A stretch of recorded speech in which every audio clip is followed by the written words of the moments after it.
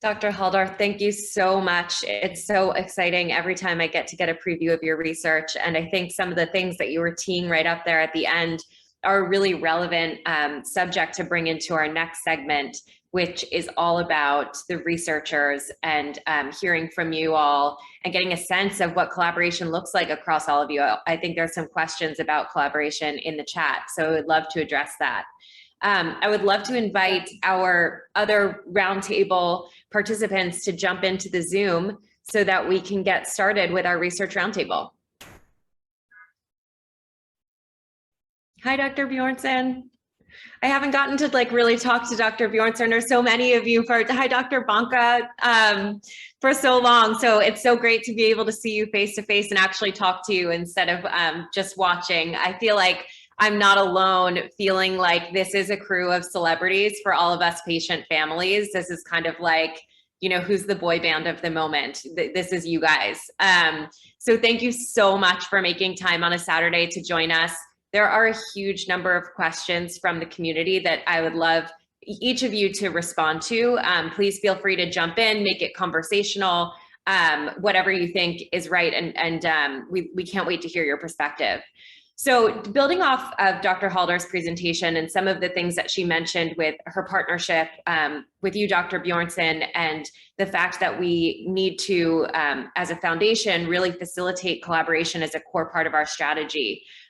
We have some questions that I wanted to read out from the patient community, saying things like, it seems like some are working on the natural history of the disorder, but other institutions are doing the same. Is all of this data being aggregated and shared across institutions? Are you all measuring the same things to ensure that there is standardization?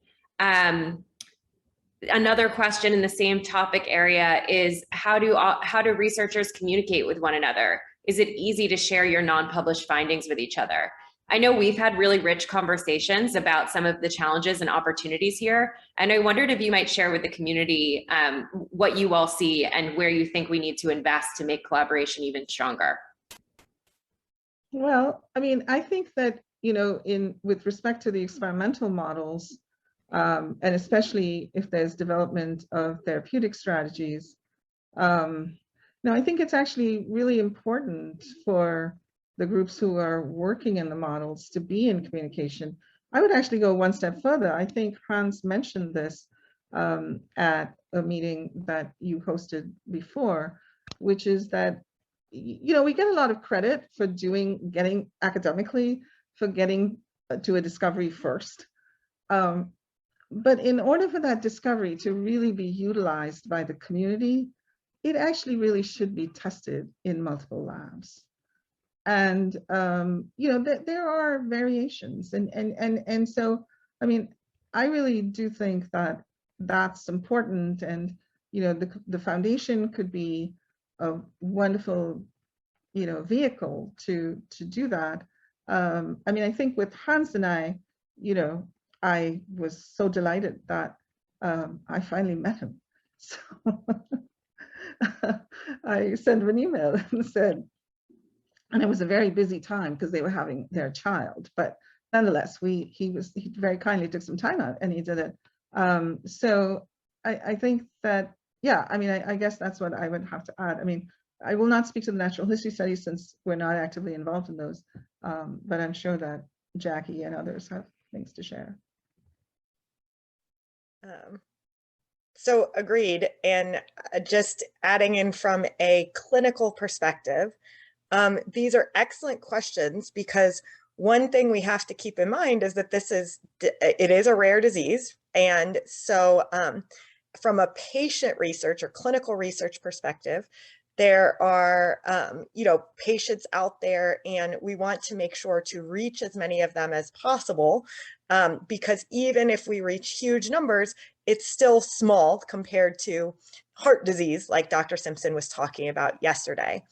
And so it's incredibly important. And as such, while the teams are working to create collaboration on the basic science side, so Dr. Bjornsson, Dr. Haldar, Dr. Kodani, who you heard from yesterday, all working kind of in concert to do things on the basic science side. We're also working to collaborate on the clinical research side. Boston Children's, Dr. Simpson at Cincinnati here, Dr. Bjornsson and I at Hopkins and Kennedy Krieger, Dr. Banka in Manchester, we all meet and talk fairly regularly and discuss how we can advance these collaborations. We have some formal mechanisms in place actually to make these collaborations a reality so that all data collected by one center is shared among others and advance research as quickly as possible. You'll hear about one such collaboration in the next segment, and there are more to follow, and it's very, very important and something that we're working on. And again, as a community, and we can't say how appreciative we are to you all, because you all are an amazing community and always eager and ready to help and give input and participate in research. But even to push you further, we need you all, okay? And some of what happens sometimes is, even though it seems like these things may be competing, right? So we may be really good at one sort of measurement at our center, right? And Dr. Simpson may be really good at another sort of measurement at Cincinnati. And so we are collecting different pieces of data that then will go to understanding the disease more in aggregate. And so, as without exhausting you all, we don't want to keep collecting the same data from you to feed different things. But the diversity of data, if you go to one center and do this test and another center and do this test, they're not competing. They really are complementary to each other. And so, we encourage you to participate as much as you can. And we promise we will, make sure that you're not duplicating the same thing over and over and over again as much as is in our power. On the whole, is it fair to say, Dr. Harris, and for the rest of you, that sort of collaboration is a top priority? It's hard to achieve and we're making investments in it, but it's a path that we're all committed to and will continue to improve over time. Is that sort of the sentiment?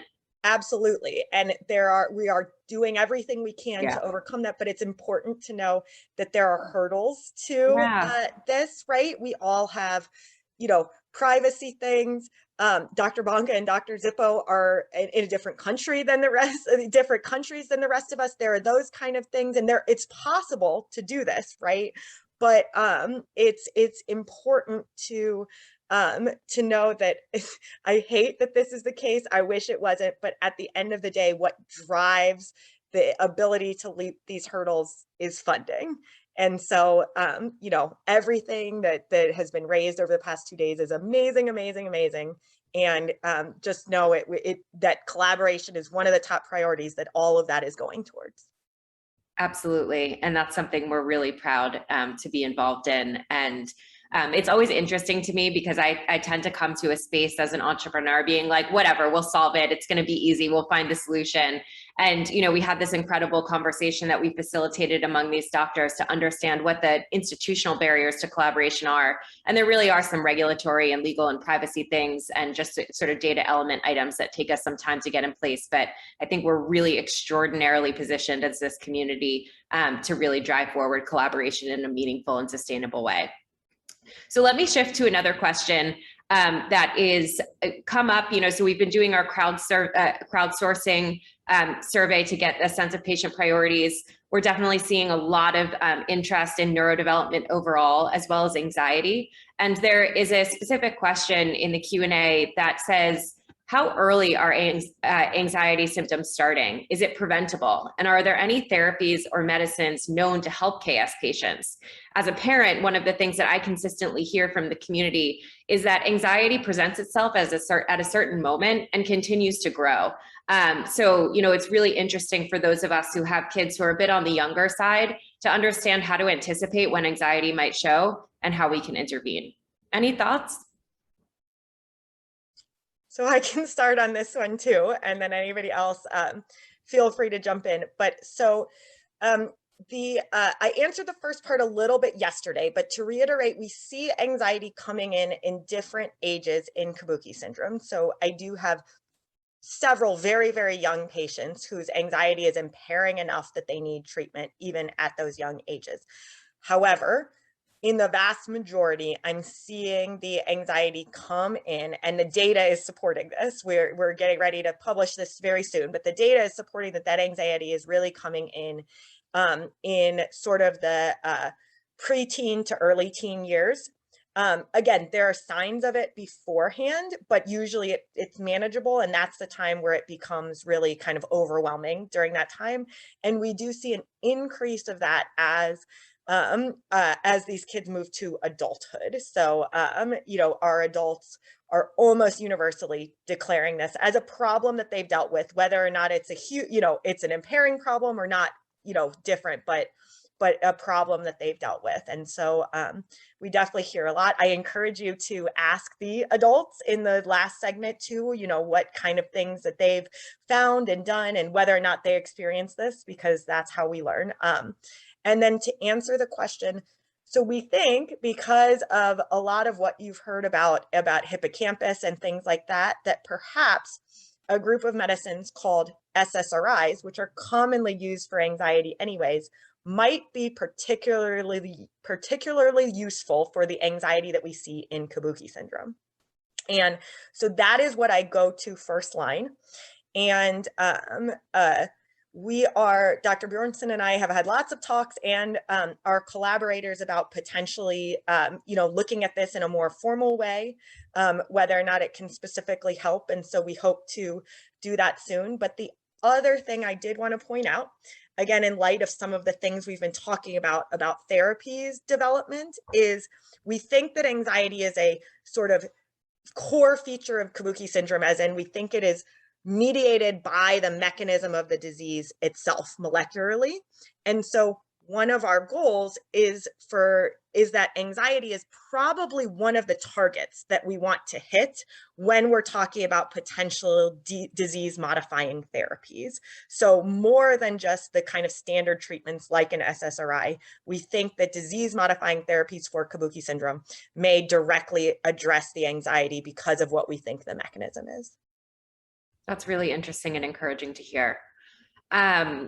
You know, next, totally pivoting to a different discussion, Dr. Banka, there are some specific follow-ups from your segment, and I wonder if you could explain what a nonsense-mediated mRNA decay means for the KDM6A gene.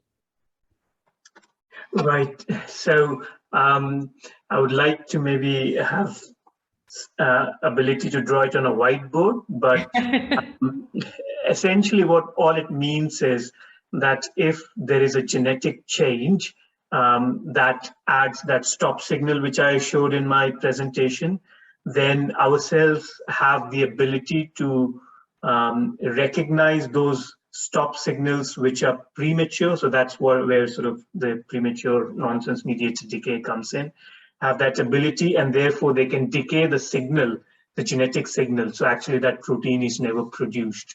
Now, specifically with relation with KDM6A, of course, boys have only one copy of the KDM6A. And if that copy is undergoing decay, that would really lead to a almost negligible amount of KDM6A protein being produced.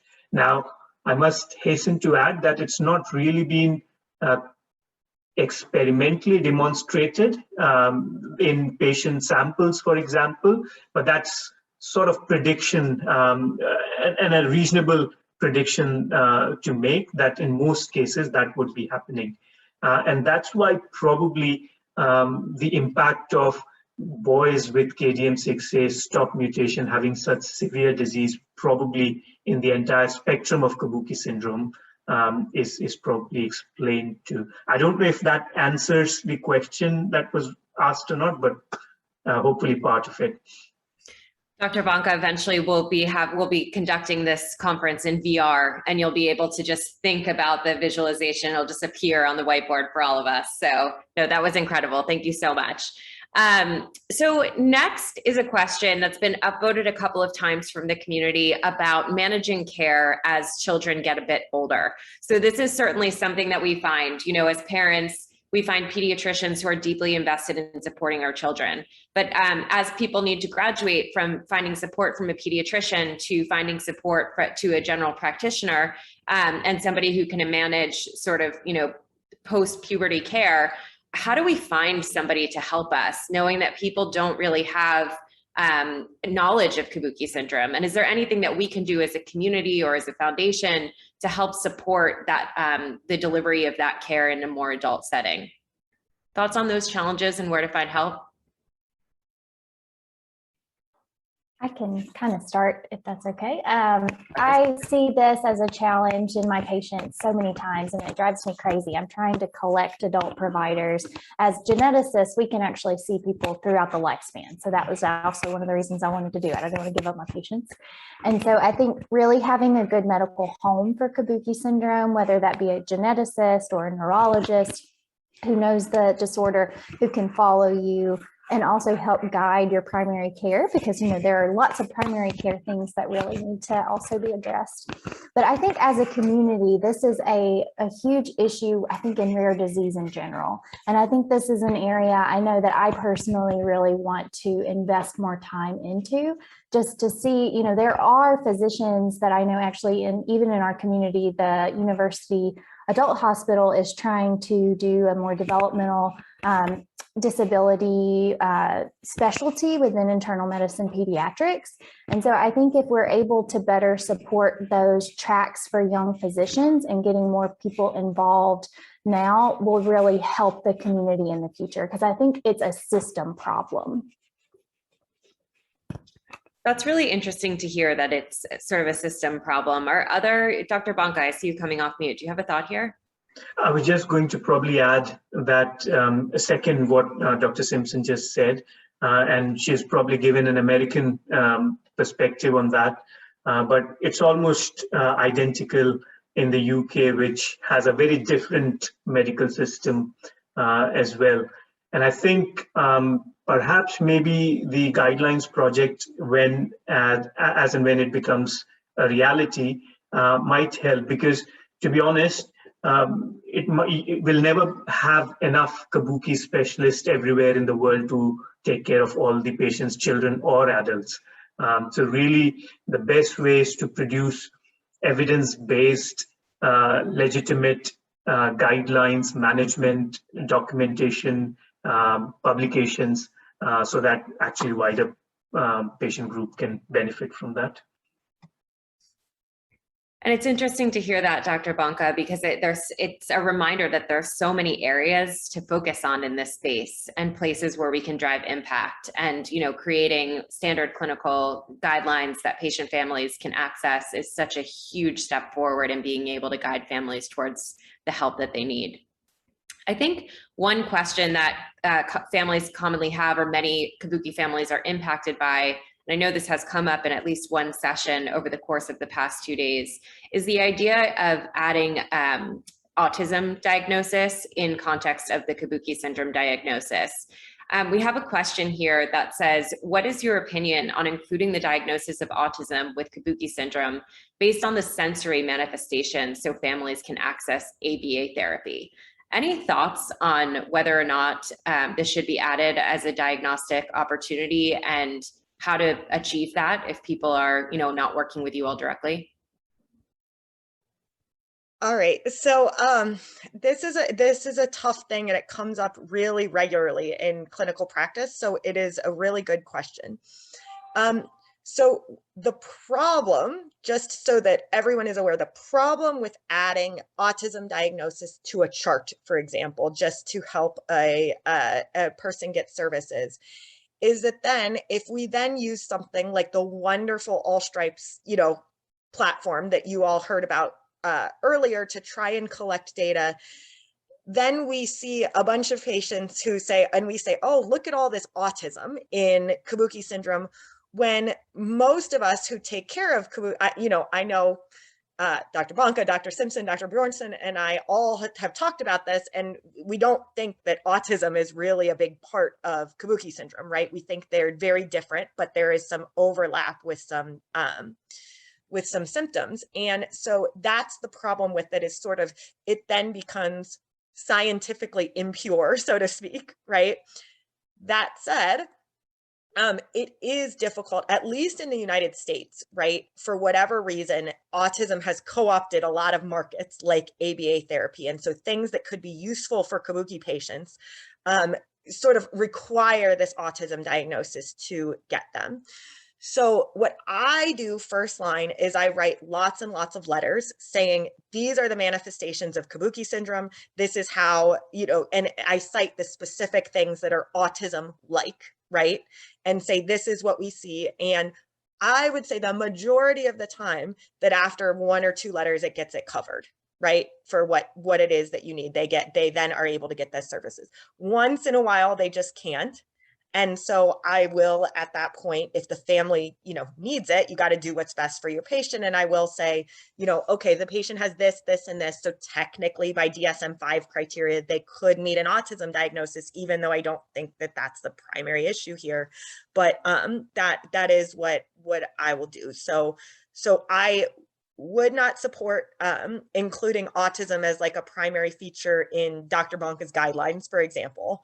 But certainly on an individual basis, it's something that can happen. But I, again, encourage all providers to sort of write letters outlining the symptoms that need addressing by ABA therapy and trying to get it that way.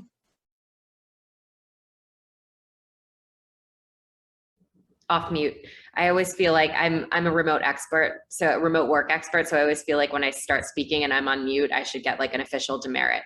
But here we are. So one last question for you. I know we're looking to wrap up in the next 3 minutes or so. But one of the things that I think we've heard throughout this discussion, and I think something that we experience as parents, is that our children are really smart, but their intelligence can't always be observed by others. And especially as we are, in school settings and navigating the educational environment, one of the things that consistently contributes to this kind of inability to observe their intelligence is the lack of attention that they pay, because, they aren't looking at their hands when they're writing, they aren't looking at their hands when they're playing. It's difficult to direct their attention to tasks. Is there anything that we can do, or is there any information that you could share about what causes that sort of lack of attention, or how to overcome it, or special ways that we can, devise solutions to drive attention towards tasks? So certainly we know that children with Kabuki syndrome have some executive dysfunction, and that seems to be most prevalent early on. Again, this data will be forthcoming very soon, where Allison, who you heard from yesterday, is getting ready to publish this. We'd love to have more data. If anybody's interested in submitting your child's data, it's on the research tab. But in the meantime, we think that executive function does come in early on, and that then it sort of crosses over, so to speak, with anxiety. So, then anxiety becomes more of an issue than ADHD later. So certainly, if there is ADHD symptoms or executive dysfunction, then that can be addressed in a number of ways: school modifications, behavioral modifications, medications, right?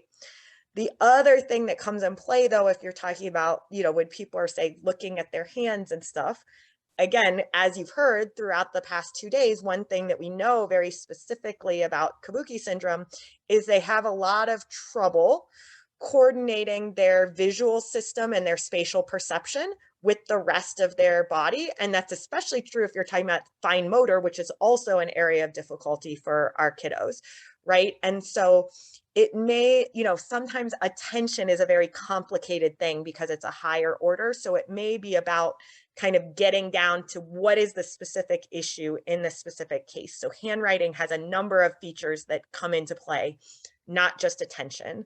And a lot of kids don't pay attention to something that is just exceedingly difficult for them, right? None of us do that, right? If you go into a room and someone is speaking a language you don't speak, why are you going to pay attention to that? You don't know what's going on, right? And so if you're asking our kiddos to, you know, write something while doing 3 other things, you know, it's really hard to do that. And it's not about, you know, a poor attention. It's not about not being smart. It's about, hey, I can't do this. Why am I even going to devote my time to worrying about it?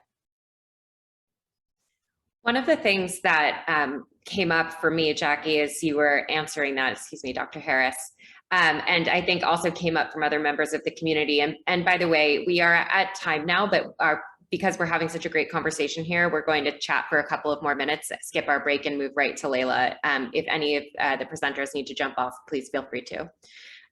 One of the things that came up for me as I was hearing your answer, Dr. Harris, and I think it came up for the community as well, is using medicine as an intervention to treat some of the challenges that our kids have, ranging from anxiety to attention and other things. 2 questions here. One, is there kind of a standardized set of medications that parents should be aware of, you know, investigate and bring to their doctors? And 2, you know, I know that dosage can be a real challenge for Kabuki syndrome children, and that they can often respond to much lower doses of medication than perhaps neurotypical children or unimpacted children would. How do we manage medications and dosage?